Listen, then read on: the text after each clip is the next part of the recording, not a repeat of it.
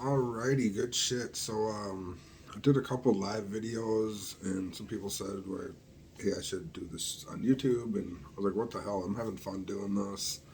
Love going through these cards, opening them up, talking shit." As you can tell, today was gummy night, so I ate a few extra gummies tonight. So we're gonna try and get through this. So this is kind of like my first official YouTube video. So I guess if you saw the title, it's ripping through wax packs with Ryan, which we can always change that later. But for right now, I'm just digging that for a minute. But the whole ripping through, you know, me being ripped, whatever. If you know me, if you don't know me, Cubs fan, diehard Cubs fan since I was it's 1983, 84. Don't remember not being a Cubs fan. Grew up going through, these packs of baseball cards like this right here. I got the 88 tops. I got an 87 tops. Probably my favorite set right here, the wood grain border. Player then, it's player now. It'll always be the most player sets in my mind. Anyways, but yeah, I like to just kind of open these up, go through the players one by one. Some I remember, some I don't. Some I have a funny story about. Some I just dislike for whatever reason. Some I like for some reasons. At the end of the day, I do diss a lot of these guys, but it's all in fun, really. All of them have accomplished much more than I ever have, ever will. I mean, they made it to the major leagues, so if you made it to the major leagues, made it on a Major League Baseball card, dude, props to you, man. But anyways, go with this first pack we're opening up. Again, this is the 88 top set. 88 was a horrible year for baseball cards. Even at the time, there really wasn't any big rookie cards in there. Wasn't anything too excited. Show you the authenticity that this is real. I'll try to hold this up here. Here is the gum. Here is the gum. And here is the gum. That is, well, not the best at math here, but that's what, 34-year-old gum. And then here we go. We're going to open these up. Well, this year we had the 88 Collector's Edition. I don't know, I forgot what these were. You mailed stuff in and you can get things. Ooh, right off the top, though. This is a classic Milwaukee Brewer. If you grew up in my area, Rob Deer, big home run hitter for the Brewers. A big strikeout guy, too. Awesome name, Rob Deer. He played right field, if I remember. Yeah, right fielder. What is it, 35 home run guy, if I can remember correct. Yep, 33 home runs one year. Went to Giants to the Brewers. I forgot we went after the Brewers, too, but big old school Brewer fans are big fans of him. Right after that, another one, crazy Teddy Higuera. He's kind of the ace of the Brewers during the late 80s, early 90s. He was kind of their number one starter.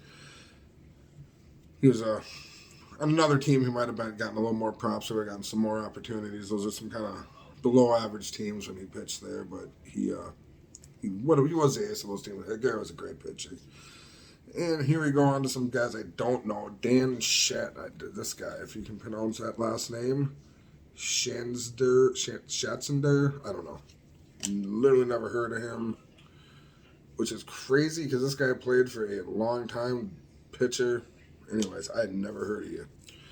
Anyways, we go on to Jeff Robinson. I looked him up today, actually, coincidentally, on Baseball Reference. He played a few years in the majors.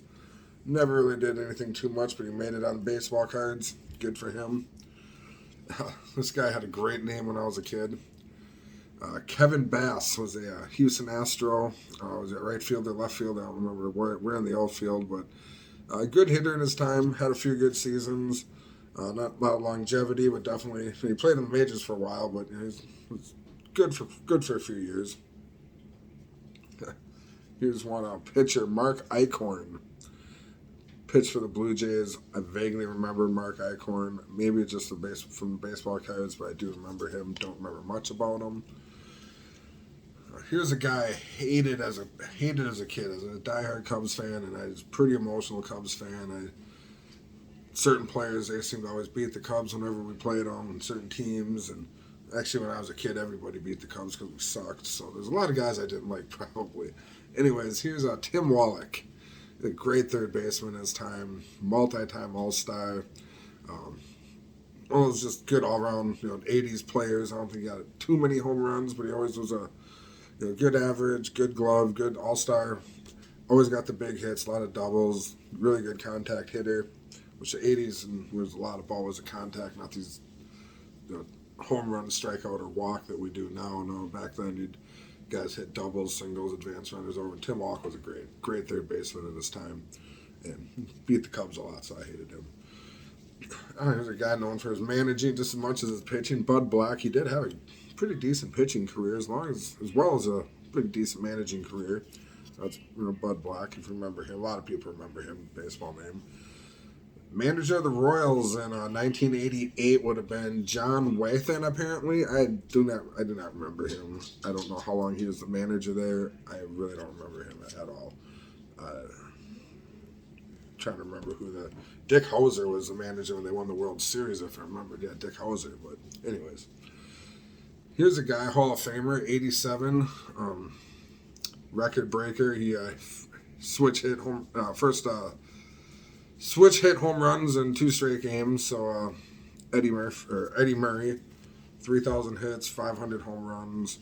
Sorry, I'm a little spacey right now, but anyways, he 3,000 hits, 500 home runs. Eddie Murray was at one point kind of underrated. Then towards the end of his career, people were like, "Man, this guy's a Hall of Fame. He's a really, I think they started appreciating him a little bit more, the longevity." And like I said, he's a great player in his time. Here you go, and I'm not. Ron Blomberg, if you know that name, then you're pretty good at baseball. First DH in baseball ever. Wasn't really that great of a hitter, believe it or not. Didn't really have that great of a career, but he just happened to be the first DH of the first game of, it just worked out that way. He was the first DH. But Ron Blomberg, we'll go down a more trivia question. Kids out there, if you want to ask who the first DH was, it's Ron Blomberg. There's another guy I had a soft spot for as a kid, Lloyd McClendon, because he ended up being a Cub for a while. He probably didn't do a whole lot for the Cubs, but I remember him hitting a walk-off home run one time, and for that I always loved him, even though after that he probably didn't do a hell of a lot, but I do remember him having a couple big hits for us. Tom Niedenfuer, here's a good name, pitcher. He pitched quite a few years. I don't really remember too much about him. He was pretty decent, though. Pretty decent at one point in his career. One of those guys that, pretty good, not great. A lot of pitches in that realm. Here's a guy who's still getting paid today. And we got to give props to Bobby Bonilla Day. Still getting paid from the New York Mets. Good for you, Bobby Bonilla. One time him and Barry Bonds were quite the combination. Pre-steroid Bonds, believe it or not, was still damn great. Bonilla at one point was not on Bonds' level, but Bonilla was quite highly regarded as well. Went to the Mets, signed that contract. He's getting paid, I don't know, like another 20 years. He's still got like $1 million a year coming. I don't know how the math on that works out. How you sign I was like a $20 million a year at the time or something, and he's getting paid forever. Anyways, then last but not least, we have Alejandro Pena. Alejandro Pena was a pitcher, pitched for the Dodgers predominantly, if I remember. It was a pretty decent pitch, pretty decent. Well, too many memories of him, but I do remember him, and he was good from what I remember. So that's the 88 pack. Normally I'm just going to do 1 pack. Today I'm just decided to do 2. I'm going to try and do 1 a day, but obviously I'm going on vacation soon, so I'm definitely not opening up packs when I'm on vacation. And I am still in the search to get more, but right now I got enough to do at least a couple weeks here. But next, we're going to go to this 87 Topps. Like I said, this was kind of the first set I really collected. I mean, I was collecting in 84, 85, 86. When I was a little kid, 84, my dad bought me a set. That was my first set.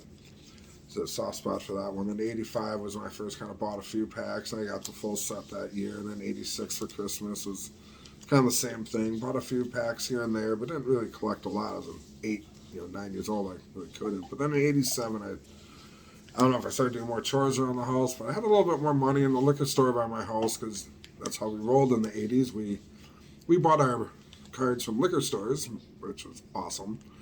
And it was like 35 cents a pack, and I go down there with my $5, blow it all out. And this is the first year I really started spending any kind of coin. I was about 9, 10 years old, and I had just a little bit of money, but enough back then to buy some packs.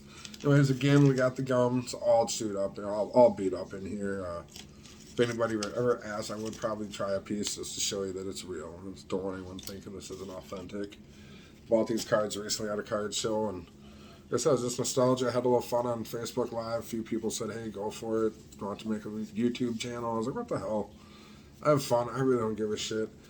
If anybody knows me, I am spacey as hell right now, and you probably know why.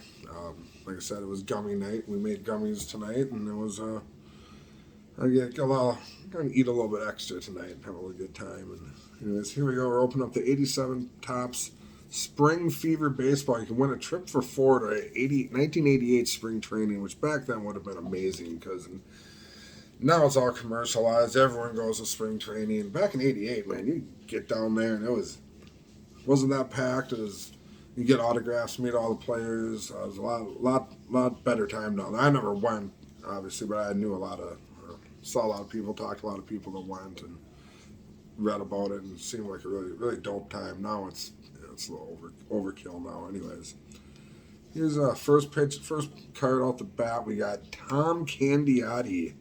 Tom Candiotti, good name, the Candy Man as they call him. He pitched quite a while, if I remember, in the majors. He was pretty good at one point. Pitched for quite a few teams. I do remember with the Indians. Candiotti was actually, like I said, the Candy Man. He was good. Here is Dave Van Olen.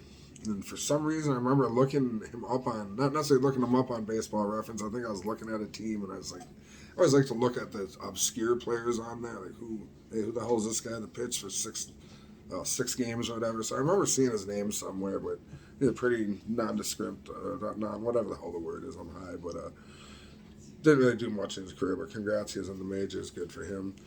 We had Bobby Bonilla. Apparently, there's a Juan Bonilla. Now, I'm going to guess they're not related just by the looks. They don't look, Bobby and Juan don't look related. I don't remember much about Juan Bonilla. I remember in '87, I was like 9 years old. I turned 10 in end of August. So try to remember these as much as I can, but again, I was 9. And I'm doing this off the cuff. I mean, I could have a computer right here, look these guys up, get some reminders, this and that. I don't want to do that. That's lame. I mean, I'm just trying to have some fun with it, get nostalgic, and try to remember as I could. Like I said, John McNamara, I remember him as the manager of the Red Sox. Don't think he wasn't the manager in the World Series when they lost, was he? I don't think he was. Maybe he was. Actually, yeah, he would have. I think maybe he was. But anyways, yeah, John McNamara, I do remember him as the manager for the Red Sox. Great player right here. Wade Boggs. All he did was hit 330 every year. Played a good third base. I don't know if he gets enough appreciation anymore. League needs more Wade Boggses in the league. More Wade Boggs, Tony Gwynns. I mean, the league always needed more of those. But he was definitely. I would take 9 of him as 9 Wade Boggs in my lineup every day, and I'd win a lot of baseball games and a lot of rings. He was glad to see him get a World Series towards the end of his career with the Yankees, ironically. But this guy, I have no idea even how to pronounce his last name. Don Ace, I don't know. He apparently pitched for the Angels, the Orioles. He's with the Orioles right there. Good for him. Here's another one. This guy's, look at this pimp stance. Look at this stance, dude. Look at that mustache, that stance.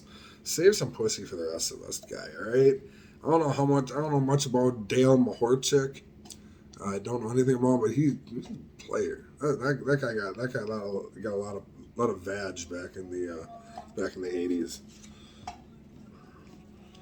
The White Sox. I love this. Take a look at this uniform if you can get a little glimpse in there. The White Sox had some pretty funky uniforms in the 70s and 80s. I don't remember much about Richard Dotson. I do know he pitched for the White Sox for a few years, but don't know much about him really. But he rocking pretty sweet. One of their sweeter outfits, sweeter uniforms there. This is a good one. Lee Mazzilli. He was a Met. He was on the '86 Mets team, World Series team. I'm not a Mets fan. I kind of hate the Mets, but for whatever reason, I had a soft spot for that '86 Mets team. That's something you'll kind of notice as I do if I do more of these. But Lee Mazzilli, he was a pretty decent player for a while. Kind of those backup utility guys, but a good one, not like one of those garbagey ones that you see a lot of. Yeah, he actually was pretty decent. Dan Billardello, he was a catcher. Backup catchers, a lot of backup catchers you run across. Don't remember much about him except having a few of his baseball cards and always looking, and he never really did much. But backup catchers are backup catchers, and good for them. You need them. Hey, David Ross, one of my favorite players on that 2016 team, was a backup catcher. So Dave Palmer, he's a pitcher, not to be confused with Jim Palmer. It was a Dave Palmer. I don't know if they're related. Dave definitely wasn't as good as Jim Palmer. Dave did pitch a few years, quite a few years. I don't know, 8, 9, 10 years in the majors though. So good for him. Jose Rijo. Is this the Jose Rijo that pitched for the Reds? Why do I feel like this is a different Jose Rijo? Maybe it is the same Jose Rijo, and I don't remember him with the A's. There was a Jose Rijo with the Reds, but anyways, that's him. Do not know who the hell this is. Looks like a catcher though, because he's got the catcher's hat on. Yes, it is a catcher. Ron Reynolds. See on the back, I can cheat a little bit. We got Ron Reynolds. Yeah, another backup catcher. This pack was big on backup catchers because then we have Tim Laudner. I don't know if he made it to the 87 World Series team. I feel like he was on that 87 World Series team, at least at some point in the season. So he probably has a ring. So as much as I just kind of chuckle at the backup catchers, like I said, there's nothing to laugh at. These guys are great. They definitely not nothing to laugh at. If you made it to the major leagues, I'm just having fun. Tim Laudner, I'm pretty sure he has a ring. I think I got Glenn Davis. Glenn Davis was he had some personal issues, if I remember, but he was a pretty decent first baseman at one point when I was a kid. He played for the Astros, obviously, because it's an Astros card. He was pretty decent, though, pretty big home run guy for a few years. Then he kind of got traded, if I remember. He got signed in free agency, whatever, and kind of faded off. But and boy, if I was a kid in 1987, this pack would pretty much suck. So, anyways, we got Jim Pankovitz. My dog walks by there. Yes, Ben, I'll get you some food in a second. Chill out. I'll get Ben on the camera here in a second. But anyways, here's Jim Pankovitz. I don't know anything about him. Mike Young, I know nothing about him. So that's not exactly the best set of cards, even at the time. But there you go. Maybe next time I won't be quite as spacey, but I hope you had fun. Anyways, I want to take a little quick peek here, see if we can't get my dog in here, show you that I don't abuse my dog and that he is taken care of. Oh, we're gonna look at that face. Look at that face. All right, we gotta get Benjamin. Hey, Benjamin. Yes, we're gonna get Benjamin some water, and we're gonna bounce. Anyways, I'll be back tomorrow. Thanks.